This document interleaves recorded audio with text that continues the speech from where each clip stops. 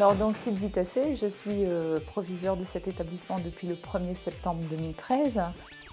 Dans ce lycée professionnel, on travaille tous les métiers qui touchent aux travaux publics.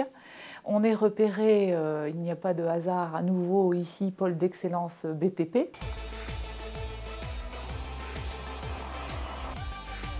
La formation phare, on va dire, qui est vraiment celle qui est la plus demandée dans l'établissement, c'est la formation conducteur d'engin. On forme aussi bien en CAP que aussi sur le bac pro.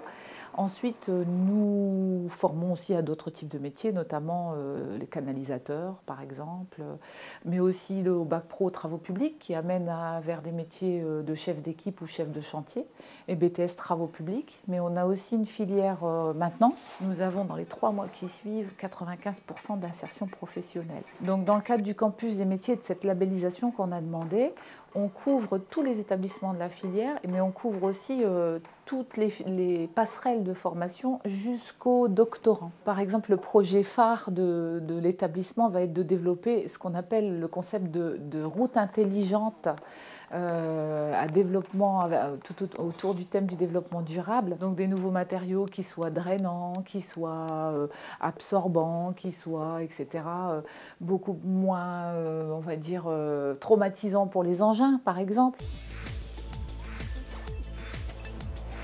Les pôles d'excellence qui ont été implantés sur le territoire vont permettre au secteur du Bruaisis, notamment du Béthunois et du Bruaisis, de l'Artois, on va dire, de pouvoir rebondir sur des filières particulières. Donc là, si on peut développer des secteurs phares comme les TP, comme la plasturgie, c'est une chance pour notre territoire pour aborder la 3e révolution industrielle, justement, et qui est beaucoup liée aux enjeux environnementaux.